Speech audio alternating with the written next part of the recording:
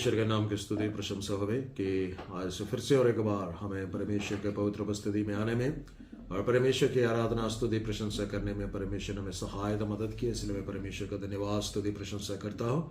अब इस वक्त परमेश्वर का पवित्र वचन से सीखने का समय है। प्रतिदिन हमारे बोझ उठाने वाले हमारे प्रभु यीशु मसीह का पवित्र नाम से आप सबको जय मसीह की।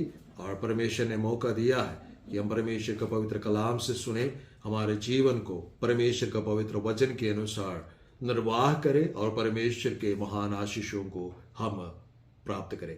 आज के मनन के लिए हम परमेश्वर का पवित्र वचन से पहला पत्रुस का पत्र उसका 5 अध्याय उसका 6वीं और 7वीं आयत को पढ़ेंगे, बल्कि हम 5, 6, 7 को पढ़ेंगे।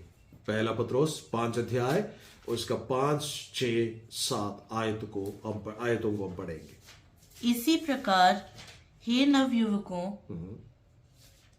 तुम भी प्राचीनों के अधीन रहो, वरन तुम सब के सब एक दूसरे की सेवा के लिए दीनता से कमर बांधे रहो, क्योंकि परमेश्वर अभिमानियों का विरोध करता है, परंतु दीनों पर अनुग्रह करता है। इसलिए परमेश्वर के बलवंत हाथ के नीचे दीनता से रहो, जिससे वह तुम्हें उचित समय पर बढ़ाएगा। अपनी सारी चिंता उसी पर डाल दो, क्योंकि उसको तुम्हारा ध्यान है, क्योंकि परमेश्वर को उसका तुम्हारा ध्यान है। इन वचनों को पढ़े जाने से, सुने जाने से परमेश्वर में आशीष हो। आज का संदेश 6वीं आयत पर आधारित है। इसमें लिखा गया कि इसलिए परमेश्वर के बलवंत हाथ के नीचे नम्रता से दीनता से रहो, कि वह उचित समय पर तुम्हें बढ़ाए। सुबह का वक्त मुझसे और आपसे परमेश्वर इस प्रकार बातचीत करना चाहते हैं कि परमेश्वर हमें बढ़ाने वाला है। God will lift us up. God is going to expand us. परमेश्वर हमें बढ़ाएगा, परमेश्वर हमें उठाएगा। यहां पर 2-3 खास बातों को इस वचन के अंदर लिखा गया है। एक बढ़ाने वाला है, वो है हमारा जीवित परमेश्वर। वो प्रत्येक जन को बढ़ाएगा। दूसरी बात यही है। तीसरी बात इस वचन में लिखा है कि जो परमेश्वर के सामने बढ़ना चाहते हैं, उसे परमेश्वर के बलवंत हाथ के नीचे रहना है। चौथी बात, परमेश्वर के बलवंत हाथ के नीचे दीनता से रहना। 4 बातें आज परमेश्वर हमसे कहना चाहते हैं, जिसके द्वारा हम बढ़ोतरी या हमारे जीवन में आशीषों को प्राप्त करें। कई बार जब बढ़ाएगा, उठाएगा, आशीष पाएगा, ये शब्द जब हमारे जीवन में आते हैं, हम बाइबल से पढ़ते, कई बार हम गलत रीति से इसका मतलब को निकाल लेते हैं। उठाना, बढ़ाना, आशीषित होना का मतलब ये नहीं कि आपके पास करोड़ों रुपये हो। इसका मतलब ये नहीं कि आपको कोई परेशानी का सामना करना ना पड़े। लेकिन बढ़ाने का, आशीषित होने का, उठाने का मतलब यही है कि परमेश्वर के मकसद, जो उद्देश्य रखकर परमेश्वर ने हमें बुलाया, उसी मकसद पर, उसी मंजिल पर परमेश्वर हमें पहुंचाएगा। मेरे ख्याल से आपके बात समझ में आया होंगे। मैं और एक बार कहना चाहूंगा कि परमेश्वर बढ़ाएगा, इसका मतलब ये नहीं कि आपका करोड़ों रुपए देंगे। परमेश्वर का मतलब यही है कि हां पर कहने की जिस स्थान में परमेश्वर आपको देखना चाहते हैं, जिस मंजिल में परमेश्वर आपको देखना चाहते हैं, जिस उद्देश्य से परमेश्वर ने आपको बुलाया है, उस उद्देश्य तक, उस मंजिल तक परमेश्वर पहुंच जाएगा। उसको कहते हैं बढ़ाना। सो इस बात को पहचानने की जरूरत है कि परमेश्वर ने किस उद्देश्य से हमें बुलाया। जब पत्रोस या अपने पत्री लिखता वक्त पहले अध्याय में एक जीवित आशा के विषय में, हमारा उद्धार किसके द्वारा मिला, प्रभु यीशु मसीह को उस लहू के विषय में, उस निर्दोष मेमने के विषय में हमें बताते हैं। और दूसरे अध्याय में पहुंचकर कहते हैं एक नए जन्मे विश्वासी के समान, शिशु के समान हम वचन को हमें पीना चाहिए, खाना चाहिए। जब दूसरे अध्याय के आधे भाग पहुंचकर अधीनता के जीवन में कैसे हमें जीवन निर्वाह करना चाहिए इस बात को बताते हैं। तीसरे अध्याय में पहुंचकर घर के अंदर पति पत्नी के बीच में रिश्ता कैसे होना चाहिए उसके विषय में बताते हुए चौथे अध्याय में आकर कहते हैं कि परमेश्वर का महान आशीष हमें क्लेशों के बीच में भी उत्तर कराने वाला है। और पांचवी अध्याय में आकर इस प्रकार कहते हैं कि हमें अभी परमेश्वर का बलवंत हाथ के नीचे रहना है, क्योंकि हम संसार में रहते वक्त विभिन्न प्रकार के परेशानियों से, सताव से होकर गुजरते हैं। हमें विश्वास छोड़कर भागना नहीं चाहिए, लेकिन जिस परमेश्वर ने हमें बुलाया है उस परमेश्वर पर दृढ़ता से रहना है। पत्रोस ऐसे कुछ विश्वासियों को ये पत्री लिखते हैं जो अपने विश्व सताव के कारण, परेशानी के कारण अपने विश्वास छोड़ कर जाने के लिए मन ही मन ठान लिया था, और मन ही मन ये बात कर रहा था कि हम किसी का अधीनता में रहेंगे, ना कि हम परमेश्वर का भी अधीनता में रहेंगे, क्योंकि परमेश्वर ने अगर बुलाया है तो ये सारे परेशानी हमारे जीवन में क्यों है। ऐसा लोगों से परमेश्वर कहते हैं कि परमेश्वर की योजना ये कि परमेश्वर आपको बढ़ाए। सिर्फ बढ़ोतरी परमेश्वर की ओर से ही आता है। अब जितना मर्जी प्रयास करो अपनी तरफ से कोई बढ़ोतरी नहीं आएगा, लेकिन जब मैं और आप परमेश्वर का पवित्र हाथों तले दीनदास से रहेंगे तो परमेश्वर बढ़ाएगा। तो सबसे पहली बात हमें यह जानने की जरूरत है कि हम कहां बढ़े। परमेश्वर, जीवित परमेश्वर आदम और हव्वा को बनाकर, परमेश्वर उनका साथ संगति रखने के लिए उन्हें बनाकर रखे थे। हर वक्त जब शाम हो जाते थे, वचन में इस प्रकार लिखा है कि जब शाम हो जाते थे, जब सांझ हो जाते थे, संध्या हो जाते थे, तो परमेश्वर उन्हें मिलने के लिए उतर आते थे। परमेश्वर आपसे और मुझसे मिलने के लिए उस वक्त आना चाहते हैं जब सांझ होते हैं। इसको थोड़ा गहराई से मैं समझाने का प्रयास करना चाहता हूं यहां पर कि सांझ का क्या मतलब है। सांझ आते वक्त हम क्या करते हैं? अगर जो घर के स्त्री होते हैं वो क्या करते हैं, अगर कोई कपड़े धोकर बाहर डाले हैं, जब सांझ होने का वक्त आ जाता है अपने सारे कपड़े इकट्ठा कर घर के अंदर रख देते हैं, है ना। जहां जहां जो जो चीजें पड़ी है वो सारी चीजें इकट्ठा कर रख देते हैं। पशु पक्षियों को देख लो, पक्षियां अपने घोंसले की ओर उड़ान भरते कि वो अपने अंधेरा होने से पहले पहुंच जाते हैं। सांझ ऐसा वक्त है, संध्या ऐसा वक्त है, हमें पता नहीं लगता है कि कितना जल्दी अंधेरा आ जाता है।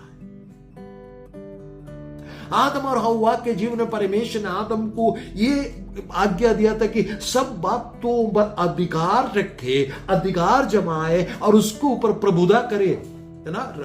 दाऊद क्या बोलते हैं, परमेश्वर ने आदम को ये बात बताया था।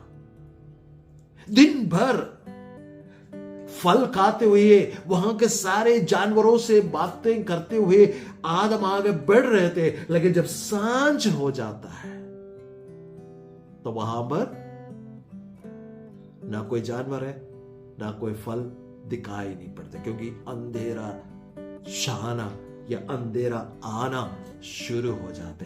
तब परमेश्वर, जीवित परमेश्वर, उसका साथ संगति रखने के लिए उत्तर कराते। मेरे इस वचन को सुनने वालों मेरे प्यारों, में आपसे कहना चाहता हूं, यदि आपके जीवन में आपको लगता है कि ऐसे का वक्त था, हर कोई मेरे चारों तरफ था, हर कोई मुझे पूछते थे, हर कोई मेरे जीवन में मेरे साथ रहने का प्रयास करते थे, लेकिन ऐसे का वक्त अभी मेरे जीवन में आ गया कि कोई भी मेरा साथ देना नहीं चाहते। उनसे परमेश्वर का आत्मा यूं कहते, यदि तुम परमेश्वर का बलवंत हाथ के नीचे है तो परमेश्वर अवश्य उस वक्त आपके साथ संगति रखने के लिए उत्तर कराएगा। Hallelujah, hallelujah, hallelujah. क्योंकि प्रभु यीशु मसीह का जन्म होते वक्त परमेश्वर की आत्मा ने या परमेश्वर का स्वर्गदूत ने इस प्रकार कहा कि उसके नाम इम्मानुएल रखना।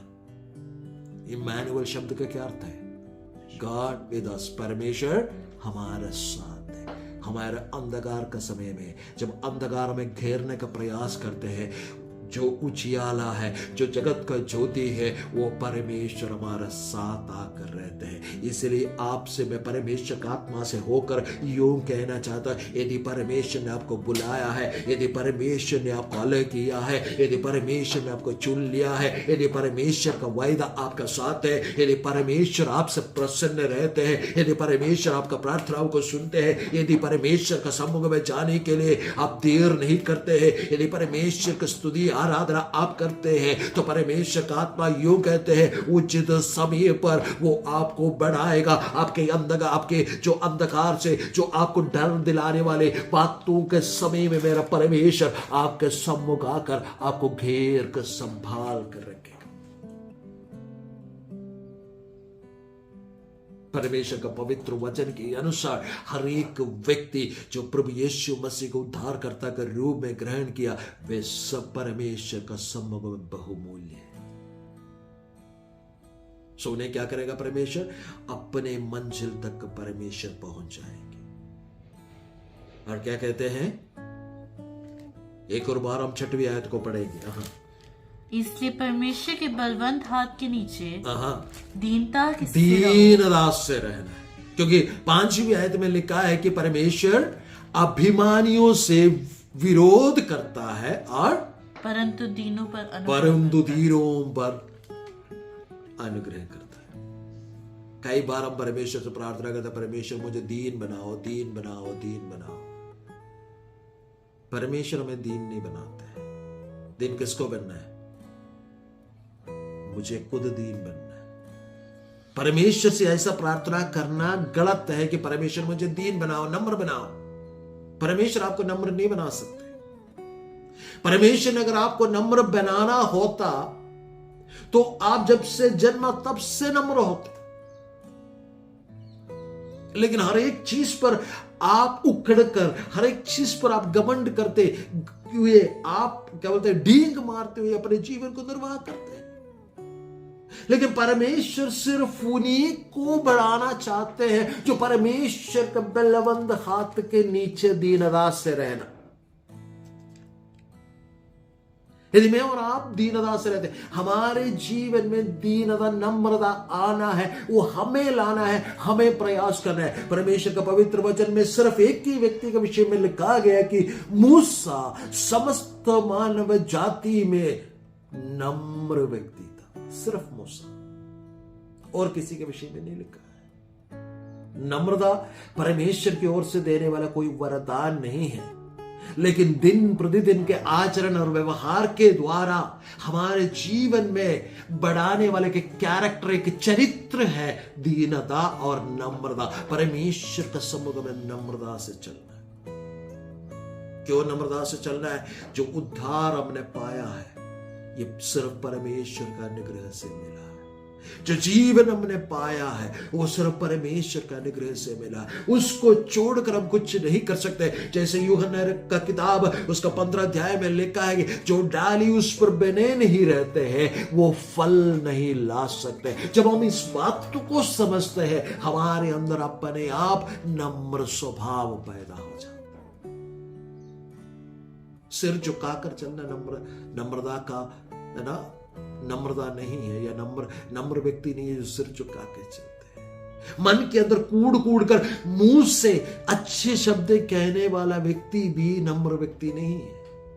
जो नम्र व्यक्ति होगा अंदर बाहर एक जैसा ही रहेगा। और सिर्फ परमेश्वर उन लोगों से प्रेम करते हैं, सिर्फ उन लोगों के लिए परमेश्वर कार्य करते हैं, सिर्फ परमेश्वर उनको बढ़ाते हैं जो नम्र है। सो शायद आपके मन के अंदर ये विचार आता है तो बाकी लोगों के पास इतना धन संपत्ति, इसलिए मैंने शुरू में कहा परमेश्वर का बढ़ाने का मतलब ये नहीं कि सिर्फ धन संपत्ति होना। परमेश्वर का बढ़ाने का मतलब है कि जैसे मैंने अब भी कहा था कि जब आपको लगेगा कि अंधकार आपके चारों ओर घेरा डाल रहे, वहां पर ज्योति बनकर प्रभु यीशु मसीह उतर कर आते हैं। हालेलुया। जब आपको लगता है कि आपके जीवन का नैया को तोड़ने का प्रयास लहर और आंधी तूफान कर रहे, तो वहां पर खड़े होकर मेरे यीशु मसीह उस आंधी तूफान को ढांढ कर शांत माहौल कर देते हैं। वो है बढ़ाने का मतलब। क्या हम नम्र हैं? यदि हम नम्र हैं तो शैतान जितना मर्जी भी कोशिश क्यों ना करे, यदि हम परमेश्वर का बलवंत हाथों को नीचे है तो शैतान जितना में मर्जी कोशिश क्यों ना करे, परमेश्वर उसे हमारे ऊपर हावी होने नहीं देगा और परमेश्वर हमें बचाकर हमें बढ़ा कर रखेगा। परमेश्वर हमारे जीवन को बढ़ाएगा, आशीषों से भरपूर करेगा। आज सुबह का वक्त कलीसिया से मेरे आवाज सुनने वाला आप सबसे और मुझसे परमेश्वर कहते हैं कि परमेश्वर को तुम्हारा ध्यान है, इसलिए क्या करना है? बलवंत हाथ के नीचे सो, उचित समय पर वो तुम्हें बढ़ाएगा। कब है उचित समय? उचित समय कब है? वो कभी भी हो सकता है। परमेश्वर को पता है कि उचित समय कब है ना? उचित समय पर परमेश्वर बढ़ाए। इसलिए आप आशा से भरपूर होकर इस जीवित आशा को रख के, जिस परमेश्वर ने आपको बुलाया, मुझको बुलाया, जिस परमेश्वर की उपासना हम करते हैं, वो हमें अपने आशीषों से भरपूर कर हमें बढ़ाएगा। प्रभु इस पवित्र वचन के द्वारा हमें आशीषों